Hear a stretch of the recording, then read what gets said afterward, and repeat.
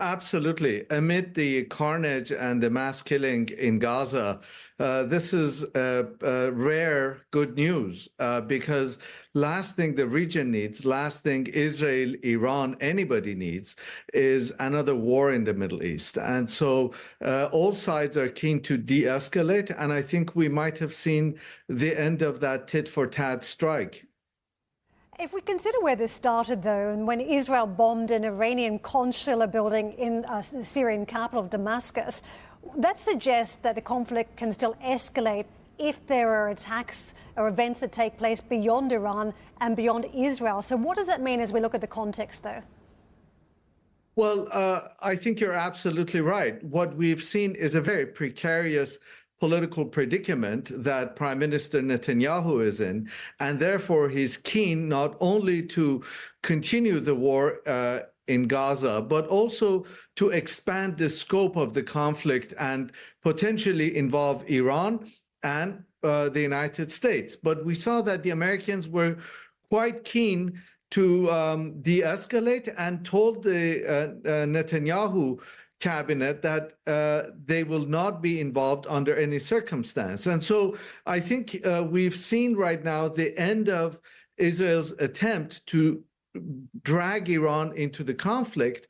And of course, as the report just mentioned, there's also keen awareness in the United States that the war in Gaza needs to come to an end, particularly in light of the upcoming presidential elections in the United States.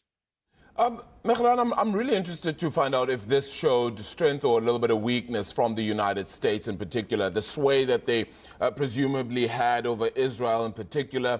That feels like that wasn't at play here, or was it?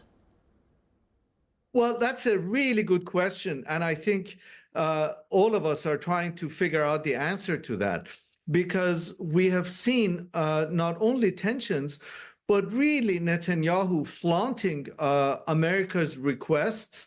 And now we have come to the point that the United States is imposing sanctions on an IDF unit, which is absolutely unprecedented.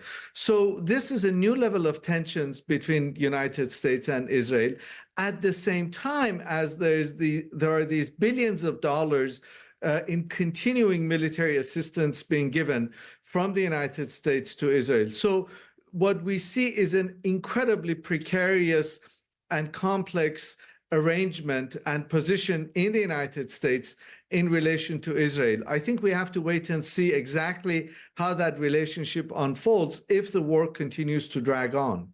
So, I mean, the big question mark is then, does the United States then put in a lot more conditions when it comes to the funding they offer Israel as well? Overall, do you think the United States' policy then in the Middle East is failing somewhat? I wouldn't say it's failing, but it's certainly changing. I think what we're seeing is the United States realizing that it cannot, particularly in an election season, it cannot unconditionally support everything and anything that Israel does. While the alliance is still robust and the friendship is very close, but I think the United States sees that there are times and instances where it has to distance itself from Israeli actions.